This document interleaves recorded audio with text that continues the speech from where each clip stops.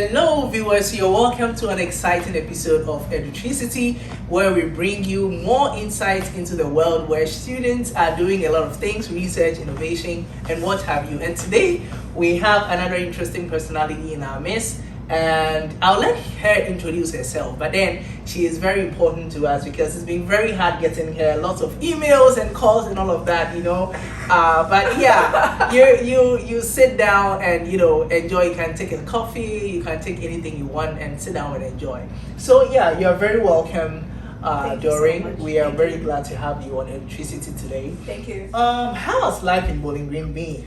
Well, life in Bowling Green I think has been really good so far. I came in last year and I think when I got here I thought it was cold. It was just 14 degrees Celsius, but I thought it was cold. And people were like, oh, you've not seen anything. Definitely. And I mean, yeah. it is what it is. Yeah. So yeah, mostly like you'd have to get the winter clothing and that should work pretty well, which is great.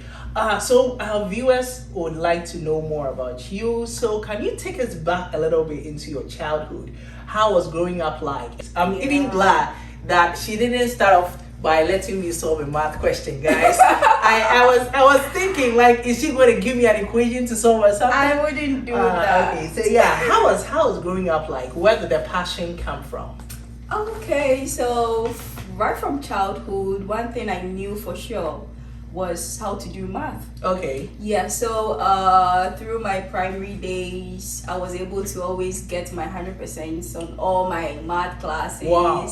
And then from there, but the funny thing is, you would never see me learning maths. Okay, so it came naturally? Yeah, I think so. I Right. think so. I think that from the start, I just loved it. And I was able to grab the concept right from class. So I was able to, if I'm given an assignment, however much they are, I'm able to like take just a few minutes to go through them, be able to just complete them without any help. Well, I know like at that young age, for some people they would be like, oh, if I don't do the work, my teacher is gonna whip me or something. Where was that kind of energy coming from? Was it at home, like your mom buying you gifts, or like who was doing that thing, or it was a personal resolve to do that? Well, I think for that instance, I would say I was very much afraid of my dad. Okay. Yeah, my dad is the kind that you would not see him at home during the day. So he usually comes home around like 8 p.m., 9 p.m. And so when he comes, he wants to see you learning. He wants to see you with the books.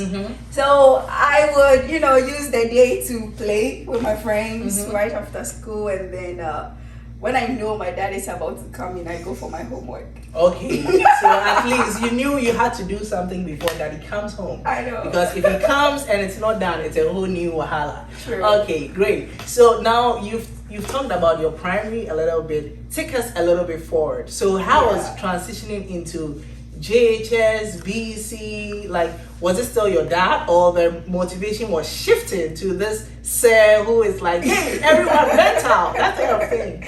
How was it shifted? Okay, so right from completing basic 5, my mom was like, Doreen, I feel like you should try going to junior high 1.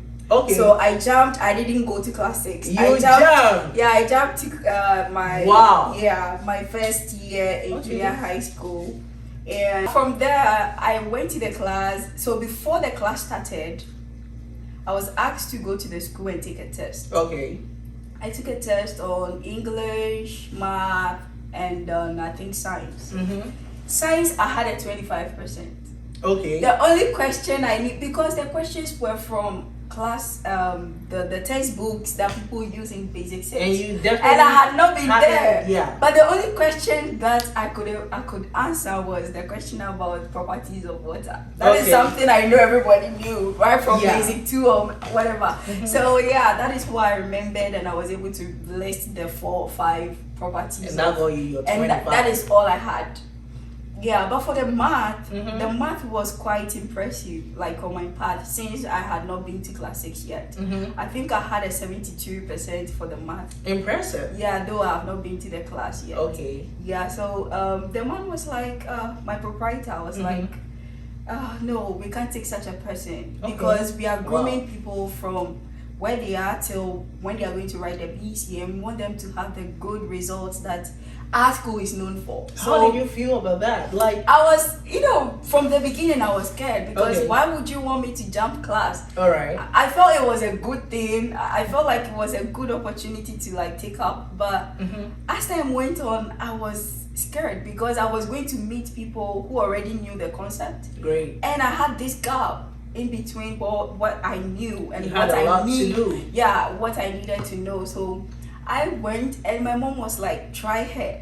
Okay. That was what my mom said. Try. Just Mommy, try wherever you are, God bless you a lot. So my mom made that statement, and the proprietor was like, "Okay, we will try you for the first term. If she's not able to make it, then we'll drop her to class 6." I was like, "Okay, no problem." So I went to class. I wasn't having my uniform yet, so I remember I was having a jean skirt with my blouse. I went to class for the first time. I sat in the back, and then I met this teacher. The very first day I stepped into class, there was a quiz.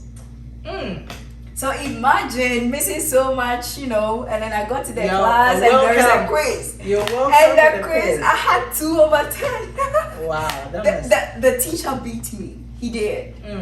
I think we knelt down for like 20 minutes before like the flux came in. Oh. He beat me, and I'm like, okay. From there, I became so scared of him Okay. that I said I will make sure nobody will pass me in the math class again. That is one thing I said to myself because I was getting angry. Why would you beat me? I'm the first. Like, this is the first time I'm being in the class and you're beating me already. I mean, yeah. I think I should have taken an exception to that, right? Exactly. But then he didn't do that. He was just treating me like everybody. So, well, from then, I think we moved on, and from there I was catching up. Now, take us more about the journey through GHS. Yeah. I know you are in a different environment. Definitely, the people you are competing, well, not say competing, but you are learning with are much perhaps older than you, or one way or the other. Yeah. How were you feeling going into writing the BEC, and what were the results at the end of the day? So this particular teacher I was talking about left, and a new one replaced. Okay. So this is the one that started my. It was another math thing, right? Yes. So this one was like, I know you know. Okay. So I will not make you prove to me that you do not know. So at any point in time, I'm supposed to have a perfect score. That's 100 of 100. Yes. Wow. There were times where I had a 99% on a mock, and I was given a circle, like you know Ghana. He flogged you? Yeah, he did. Wow. He did. And then there were times that I really enjoyed classes with him because I was able to challenge him on answers that he gave in class. Okay, so you were that student who wouldn't sit down quietly and be like, okay, way. well, everything that my lecturer or my teacher says is gospel, but you had an inquiring mind. I think that's something that we ought to learn about. Like you live in an environment where you are judged for asking questions, but even right from the onset, you have that spirit. Yeah. I think I'm not the kind that likes to ask questions. So how? But I need to see that what you are doing is right. If it's not right, then I would like to say what I think. Okay. Yeah, I wouldn't ask a question, but I'll say what I think. I'll just raise my hand and say what I think, and then he will go through my approach and realize that was the right one. Oh. Yeah, wow. that was basically what how it was doing. Yeah. Okay. Yes. But I know, even when I want to ask the question, I feel like somebody will ask. I'll wait for someone to say my mind. What if no one says it? People do. Okay. People do. Right. Or even if no one does, then it ends up being answered by the teacher. So I'm always good. Okay. Otherwise, I'll try and go and find it out myself. I get it. So now you're at a point where you have lecturers or teachers, let me put it like that, contributing to your math, passion and beating you for not getting a perfect score. Yeah. How did that translate into your BEC and like the whole BEC thing and getting into SHS? Did you keep that fire, or at some point you were God. well, the fire was still. Well, so within my last years of junior high school, you know, everyone prepares for the BC, and they all knew that, well. Yeah, and for those who are not aware, it is the basic vocational certificate exam. Yeah, we went in, and actually I had the best grade. I was the best graduating student. Wow. For my batch. Yeah, I had 8 ones. 8 ones? Yes, I had 1 in math, English, science, social studies. What again? What again? Was that RME? Yeah, and what, French, did you say French? Oh my god, I love French. So your Jimapel is working, right? Yes. Mine is rusty, guys. I mean, we will talk about that later. I know how to read French a lot. I could understand a bit too, but speaking is an issue. So my teacher called me, "Hey Doreen, you had 8 ones." I was like, okay. Wow. So he they went checked. to check it even before, I mean, this thing happened to me. I think they checked for the 3 best students. Okay. They knew there were 3 best students, so they checked for us. Okay. I had my 8 ones, there were 6 ones, and then there were 2 of 6 ones. Okay. Yeah. So now you are 8 ones, and now you are thinking, what? I mean, with 8 ones, the possibilities are a lot. Yes. You can do any course that you want. Yes. So what was going on in your mind?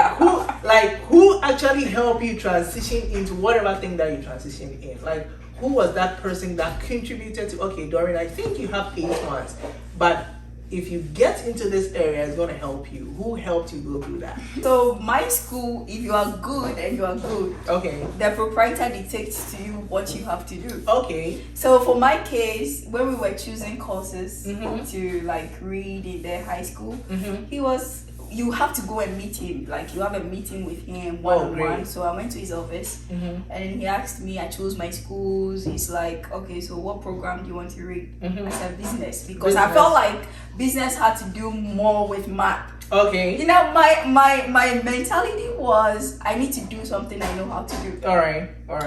And I liked it. I wanted to do something that I liked. So I spoke to him and I told him I'm going to do business. No, he said, no, my best students cannot do business. My best student has to do science. That was when I had to choose science. I know I am good at science, right? So it wasn't any big deviation from what I already like. Okay. Yeah, so I decided to go read science. I went to Odogono Senior High School. Hey, Odogonos. This is your, I myself in Odogono Senior High School in the science class, and it looked like everybody was looking at me when I went there, because when they pasted the list of students, admitted students, and with their grades, everybody saw that I was at the top, so everybody was looking for. They were looking for Doreen. Yeah. So, but the funny thing is, one thing that really changed about me when I went to high school was my learning habits. Okay. I decided not to learn anymore because I didn't gain admission to the school that I wanted. Sometimes to it happens. So it dropped my morale to study. It dropped my morale to do basically everything. So I got there and I made a couple of friends. Math was a thing, so I didn't have to struggle. Physics, and I liked physics, but not too much. Okay. I like chemistry as well, but not too much. I loved biology. Okay. And I mean, was there, because when you mentioned the math thing, you talk about how people shape your math journey. So with this biology thing, like a newfound area, what actually started that thing? So the thing is, I love doing the calculations, and I loved reading as well. So I felt like from where I'm coming from, in my junior high school, we had a time apportioned for reading. Okay. Yeah, so I grew fond of reading stories here and there. So I felt like science is going to take a lot of my time with calculations and stuff. So let me like have a passion for reading. Okay, you mean the chemistry reading and the physics and all of that. Those are solving things. But you like math too. I do like math, but I felt like I should do more of stuff that had to do with a balance. Reading. Like just to have a balance. Okay, great. So now we are transitioning into your KN University journey. Yeah. How was that like? And what also influenced your choice of the program you studied at King University? Definitely just because I like math. Okay, great. Yeah, because I like math, I'm like, what can I do? I went through the program system for KNUST, which is grammar. Yeah, so from high school, I well, how I was able to know that I was going to study math is just because I like math. Okay, great. So I went through the program system, and then I'm like, okay, they have math, they had statistics, they had actual science, and I had to line all these three together for my choices. All right. And I placed math first. All right. And why was that? I mean, you said you liked math, but were you having like a career in mind? Not really. I think I have right from the onset. I never thought so much into what I wanted to do. Okay. My idea, my thought was, I think I should just go to school and study what I like. Math. Okay, so it's like the passion, just solving the question that, like, how I mean, like when you finally get a question solved, there's some joy that runs. So you're like, let me go in there doing that. Maybe later you're gonna find your okay, great. Let's go. Yeah. I made application to KNUST not knowing how I was going to go to school, because I knew for sure that my family, if I may say, will not be able to like financially support me. Wow. Yeah, so fortunately for me, after the admission, I think I had my admission a week after I submitted the application. That was really quick.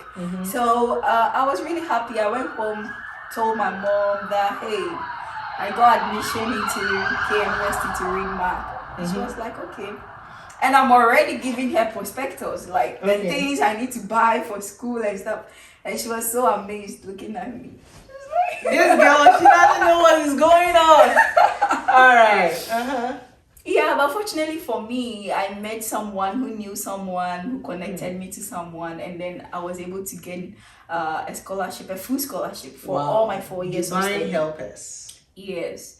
And from Great Station Foundation, I was able to have my foundation in mathematics. Wow. Yes. So what were they doing, like this foundation thing you mentioned?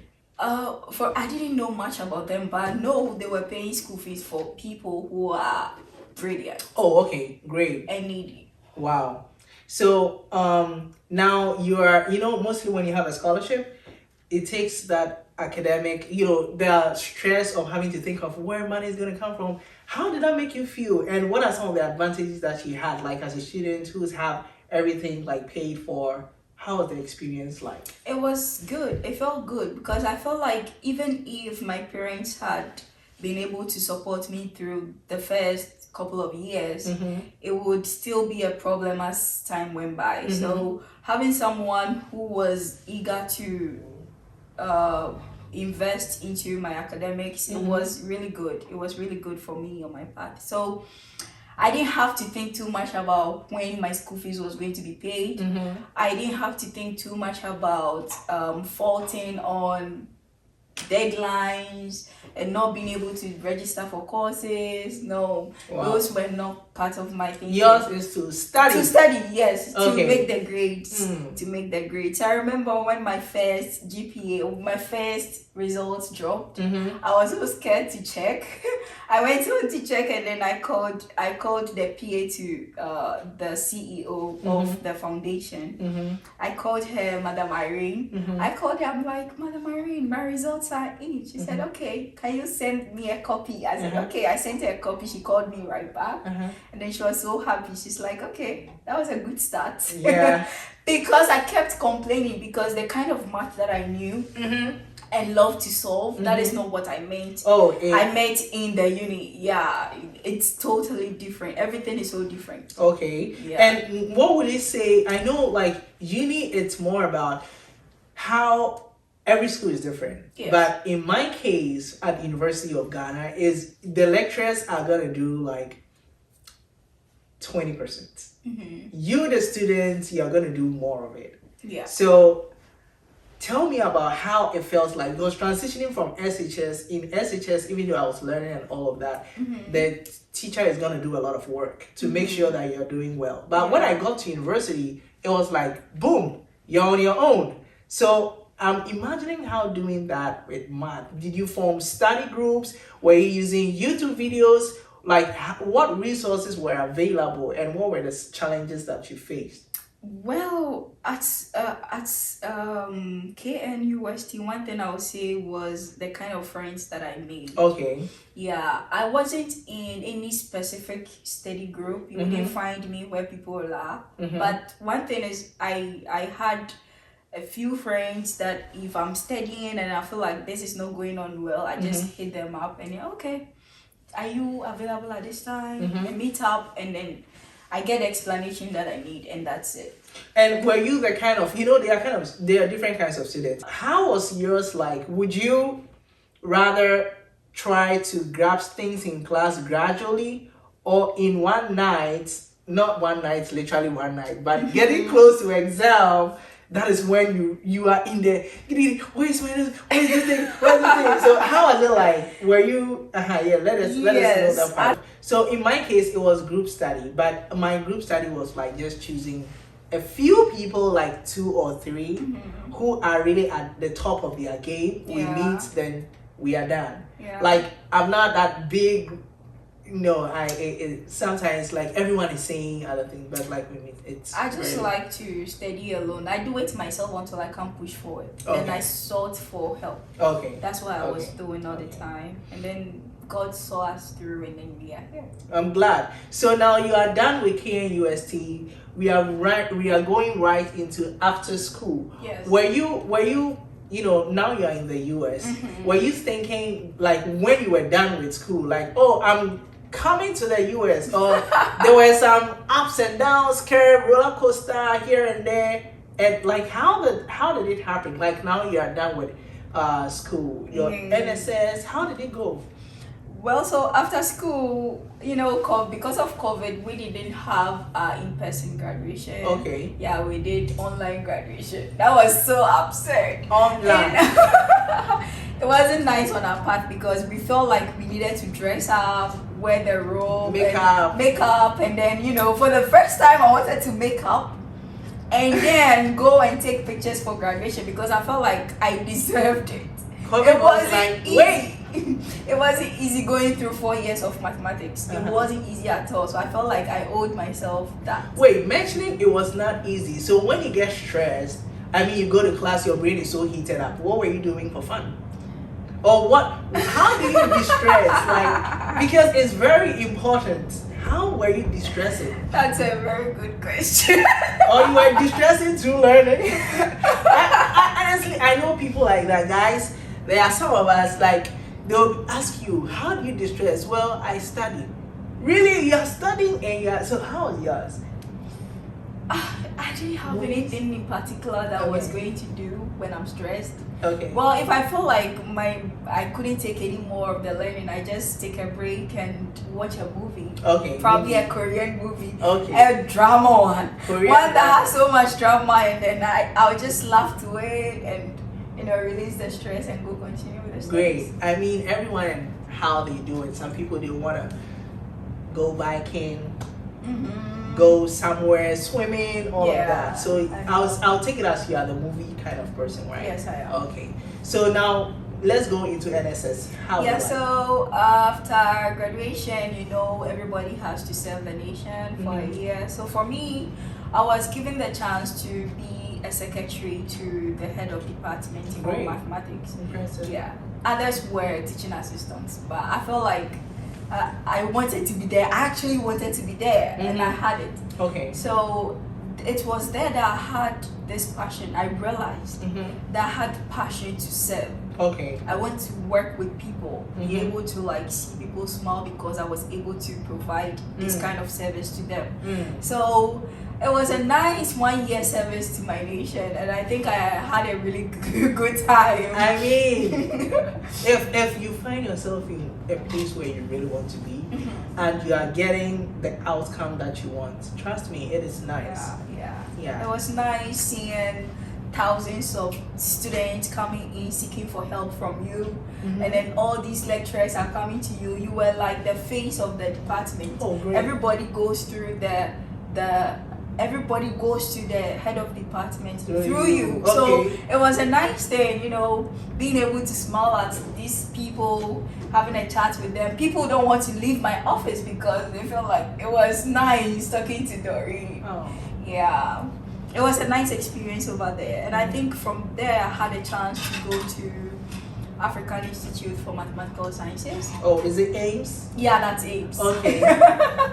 So I went to the Ghana campus. It was a rigorous How long training. was that? It's a 10-month program. 10-month program. And do you pay by yourself, or how does it happen? It was a fully paid school. Yes. So who chooses who? Like, and on what criteria? How is the selection process like? African Institute for Mathematical Sciences. So definitely people outside math cannot be there. Because you can't, you won't fit. And people in math, you had to be like, you are in math, but you had to be in math, right? What do you mean? What do you mean? I mean, it's an academy where we need like the top people. Yeah. So even though like you're in math, but you really have to be really in math. Good together. students. Okay, yeah. Good students across Africa. So for me, in my class, we were about 55 students across 14 to 17 countries in Africa. Wow. How many Ghanaians were there? I think there were 13 Ghanaians. 13 Ghanaians. Yeah. And these were, do you know how many were from KNUST back then? It's been a long maybe time. like 5 or 6. 5, and the others or were 6. started. Yeah, others Quite were a good started number. across UCC, Legon, Legon, and then they had one from UDS. Oh, great. One from UDS and one from UMAT. So what would you say the experience at Ames taught you about math? Were you, like, so when you were going in there, were you having some misconceptions? Were there some realities that were like, really, this is how Ames is? So how was the experience like? The thing is, I was scared because, you know, going further means doing harder maths, doing advanced math. So Okay. I was really scared because looking back, I felt like, you know, these math courses were tough on me. So though I was able to excel through them, but I felt like they were too tough on me. And thinking about it, I kept stressing. Am I going to make it? Am I really going to make it? What was your strategy of learning? Since you are talking about challenges, how did you breathe the challenges? Were you collaborating with friends? I've heard this somewhere and you can confirm. So the French are actually good in math. They are Things I am not talking about. French are, so did you meet a francophone, student who transformed your, so how did it happen? Okay, so at Ames, it's cut across Africa. So I had people from Cameroon, Kenya, we had people from DRC. Okay. Yeah, and one funny observation that I made was that the students from the francophone countries tend to know much about pure math. Oh, okay. Yes, the pure math courses, they were so good at them. Okay. But when it came to courses like physics and the applied kind of math, yes, we were the ones leading. All right. So it was help me, I help you kind of thing. Okay. Yes, we were helping each other, holding each other's hands as we went, because it was a place where you could easily give up. Okay. So it was good that we met as people having, ideas and knowledge from different areas where we could exchange knowledge here and there. So I think it was a really good place where we learned a lot. Oh, okay. So when you say learn a lot, at the end of your stay at Ames, what kind of skills did you build? What kinds of competence did you build? Were you did you get to know your research area, or did you do a big project, or how did that shape your academic journey? At Ames, you are given 2 months Okay. to write a thesis. A thesis? Yeah. Wow. Just 2 months. And you know, I tell you, Ames, the training at Ames is very rigorous because you have to complete a course in 3 weeks. And write a thesis at the end. Yes. So we have the research phase where you have to be given a topic by a supervisor or whoever, and then you have to like write it like you are really, you know, a master's student defending something you know and something you are writing. And this is you coming right from undergrad, right? Yes. Okay. Yes. Yeah. So for me, I had a supervisor from KNUST, and know this: 90% of the lecturers from at Ames are from outside the country. Okay. They are from the US, they are from Germany, they are from the UK. You barely see local professors in Ames. Yeah. So for me, I was from KNUST supervised me, and my research area was in climate science. Climate science. Yes. What was the topic, if you could remember? I think it was trend and pattern analysis of rainfall in some urban areas in Ghana, and its relationship with teleconnection. Okay, so we were supposed to use the application of empirical orthogonal functions. Guys, I'm confused at this point. She said orthogonal. I the word is not coming, but yeah. So what was the conclusion of the research? Well, the research proved that there isn't any significant relationship between teleconnection and the rainfall patterns in Ghana. Oh, okay. Specifically in Kumasi, Accra, and Tema. Those are the rainfall data that we had. So that is what we worked with. So and what were your recommendations? So the recommendations were that, so talking of teleconnection, it's basically the long distance relationship between different climate systems. Okay. So for here, you would want to know how the Pacific Ocean may affect the rainfall patterns or trends in another country. Okay. And in my case, it was in Ghana. In Ghana. Yeah, and the study areas were Kumasi, Accra, and Tema. Okay. So some recommendations that I gave in this research paper was to be able to expand the data sets that were used for the rainfalls. In Ghana, we only used 3 cities. We could expand the data across the whole country. A bigger. Yes. Okay. Yes, to have a bigger picture of this influence. All right. And also, we can as well include more of the teleconnection data. We only made use of a few: El Nino, El Nina, and one other, I think. Okay, sounds great. So now we are transitioning into how you came into this place, the US, which is Bowling Green State University. Yeah. So how did it happen? How is the application process like? Who actually shaped your direction? Because I know when you're applying to schools, you're like, oh, I want to go to this school, I want to go to that school. Sometimes not even in the US. Sometimes you want to go to Europe, anywhere. So how did Bowling Green come into the picture, and who were the people who actually pushed you towards the program you got? Okay, so talking of who, then I would have to mention a name, right? Okay, yeah. Okay, so this person is called Felix Akwisitufo. People know him as Avogadro. Avogadro. He was my teaching assistant. Oh, Avogadro. Yes. Okay, great. I know Avogadro. He was my teaching assistant back in undergrad. So he's somebody I was like following very keenly. I was learning a lot from him because he was really good with the pure math. Okay. So right from being a teaching assistant, he went to Ames. He spoke to me about Ames. Avogadro too was at Ames. Yes. All right. So he's like, he took pictures of the place. Doreen, the place is so nice. You have this, you have that. And like, it's a place to really shape you. So you should also apply. And I'm like, okay. So I made an application and I went there. From Ames, he came to Bowling Green State University. Okay. So during my time after graduation, when I was applying to schools, I was like, I applied to a few, where I gained admission, scholarship, and partial here and there. Okay. But he came into the scene again, and he's like, "Oh, you should apply to my school. Okay. Come and join me here." And I'm like, "Okay, that's cool." All right. So I went to read on Bowling Green State University, read about their department for mathematics, and also their program with math that they do.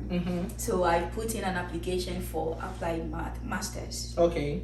Applied mathematics. Yes. What is pure math? For those who don't know, and myself, what is pure math about?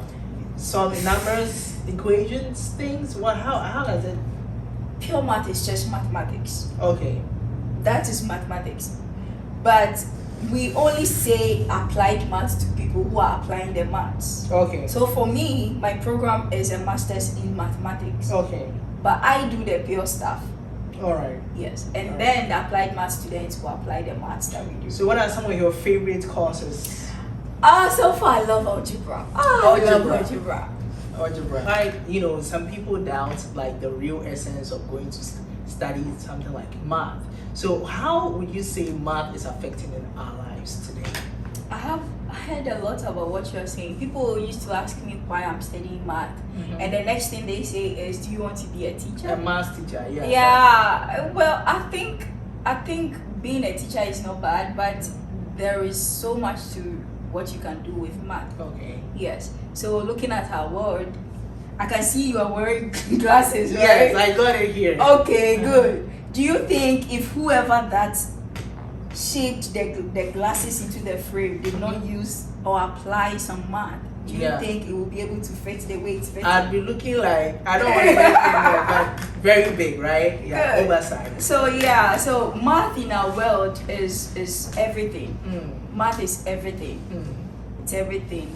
It's applied in so many fields, just as a physics or a physician is going to apply math to several things, such as what?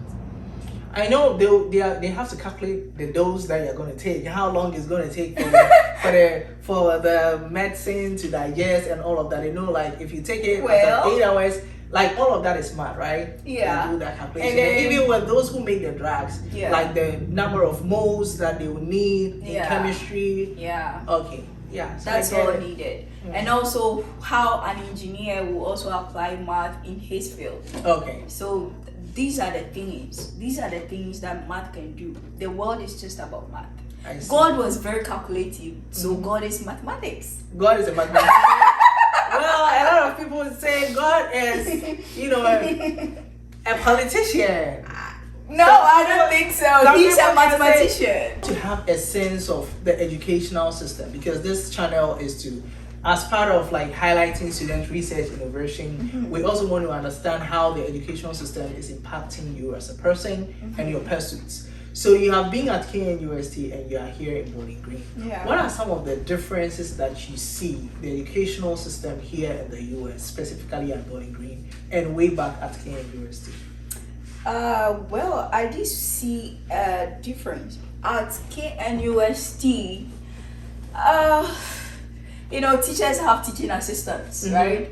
So if a teacher comes to class, or a lecturer or a professor comes to class, he teaches something and you feel like you do not understand, there is a time for someone who is almost on the same level as the student, who is the teaching assistant, that comes in, breaks things down to the level of the student. And it's so easy to grab, especially when the teaching assistant is the one like communicating the concepts to you.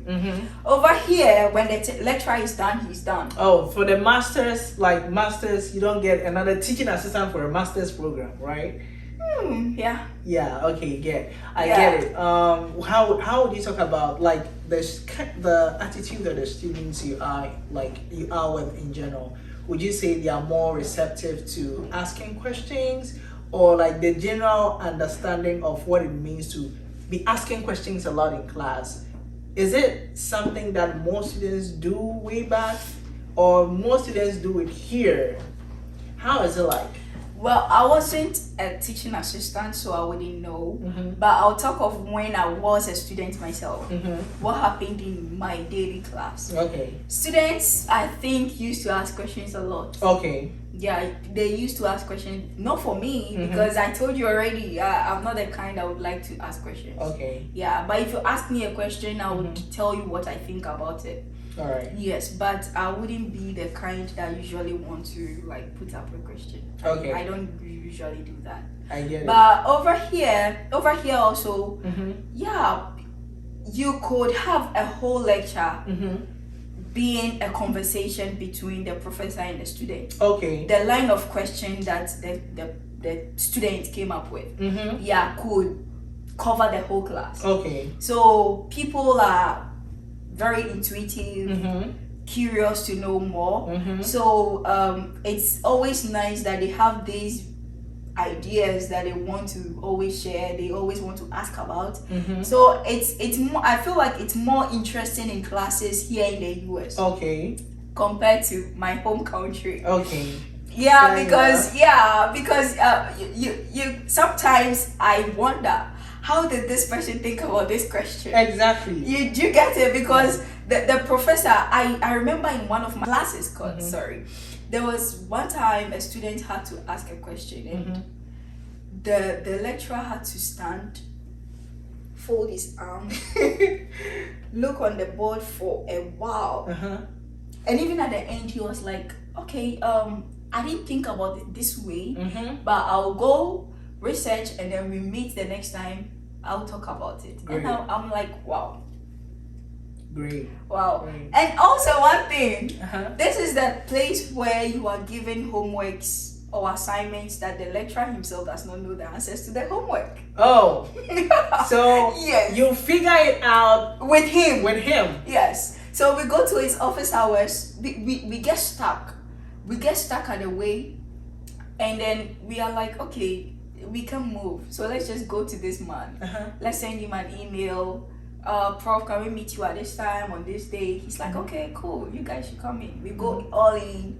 This person is asking a question, I ask mine. Once in a while I do ask a question, but not often. When you're stuck. Yeah, when I'm stuck, usually. Okay. And then everyone is just asking the question, and he's also trying to figure it out. He's like, well, I saw this question and I felt like it's a very nice question for a student to think about. Okay. I have not thought about it, but we can do it together. Wow. Yeah, so we explained to him what we've done so far with the question, and then he's like, okay, so far everything looks good, so let me see what I can do with this.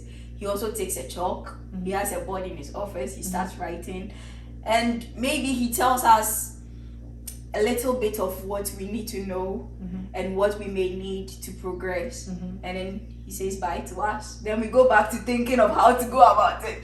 Usually when we move out of the office, we forget everything he said. Oh my god. Yeah, we go back to not knowing what we are supposed to do, but at the end of the day, we just submit something. I mean, that's what learning does, okay? It's not always that you always have it like all figured out right from the onset. Yeah. You move here a little bit, you move there a little bit, and as time goes on, you get to figure it out. Yeah. So as we sign off, I want you to give some advice to like students who think, well, I cannot do math again, because like if you are to go around asking people, do you like math? I know math is one of the subjects that a lot of people don't want. Yeah. So what would you say to that student out there who feels math is, I mean, some people are like, math is just not for me. But some people may say that just to run away from the reality. Maybe they can actually do it if they put in some effort. Yeah. So what would you say to that person, especially when they are very young, who think that, well, I cannot do math again. I don't think math is good for me. Or like they're giving up on that. For someone who thinks math is difficult, it is. Okay. I will not lie. Yeah, right. You are thinking, right? I will not lie to you. Math is tough, but it's tough. To, It's tough based on the level that Okay. you are on. So if you are starting from the basics, if you are a junior high school student, if you are a high school student, if you are an undergrad, I feel like if you are not taken, your program is not centered on math, like statistics, actuarial science, and math itself, then the kind of math that you do is not as tough as somebody in the program being maths Okay. or statistics, Okay. right? So I feel like those kind of courses are more doable. So they should put in the effort. There is no one created not to like math or not to know math Okay. or not to be able to do math. All right. Everybody has the potential To be be able to do math. Okay. So if you want to know it, you just have to, just as if you want to know how to ride a bicycle, Mhm. you put in the effort, practice, and then you'll be able to do it. So practice Just more. do it. Yeah, practice as you go. And if you get stuck at a point, Mhm. seek help. Ask questions. That is what puts people off. When they get stuck, that's it. Okay. Yeah, then they lose hope, and then they feel like, no, I can't do it. All right. You can do it, you just do not know what to do. Mm. You've been able to do something to a point. Mhm. You just need someone to push you, a little push. Okay. So usually I tell my students, if you are doing it Mhm. and it's not going, Mhm. look for help. Mm. Like, ask for help. Mm. Your friend can help, your teachers can help, anyone, even our parents usually know. So we can always ask for help from whoever we think can help us. Oh, great. And with a little dedication and consistency, Little will drops be. of water definitely makes a mighty ocean. Yeah. Okay, so now we know that STEM education is very advancing. It's advancing in some parts of the world, Yeah. but at other parts of the world too, it's not doing very well. Mhm. And let me say, for Ghana, where you're coming from, what would you say we can do to like boost a lot of young girls into STEM education? What are some of the things that you recommend, or you yourself would want to do in future to, you know, advance STEM education, because you have risen through the ranks and now you're here? Yes. Yeah. So. For for some time now, I think things are changing. Okay. Things are changing because in my year badge in KNUST, we were about 180 something students in the class, Mm-hmm. and we only had like 60 females. Okay. Okay, that was good enough. Actually, that was the most they have had over the years. So, So I 120. felt like as time went on and on and on, Mhm. people are starting to embrace the idea that math is not just for the boys. Mhm. Ladies can also do their math. Okay. Yes, so I feel like these ladies who have passion for math should Mhm. go for it Okay. if they have the opportunity to do it. Mm. Yes. For me on my path, one thing I have in my heart to do for my country, Mhm. especially, is to be able to set up a foundation Mm-hmm. that gives scholarships to students who want to study STEM related programs. Okay. Yes, and also to mentor them All right. through these kind of journeys, because it's usually not easy. Okay. As a lady being in a class, let's say you are just about 10 ladies in the midst of 100 guys Mhm. in the class, it Mhm. feels very intimidating.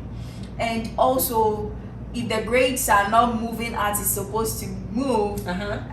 people look down on people. Yeah. Yeah, people look You're down not on good people a enough. lot. Yes, so if there is a quiz where your friends who are guys are able to see your score and they compare it to theirs, they'll be like, these ladies You know, are that's down. one thing about the education system that I was reflecting about. Like in a part of the world, it's more like a competition. Okay. More like so a like competition. one person gets a higher grade and they feel like, well, I got this grade, you did not get that, and all of that. But I think the learning process has to be more of growth.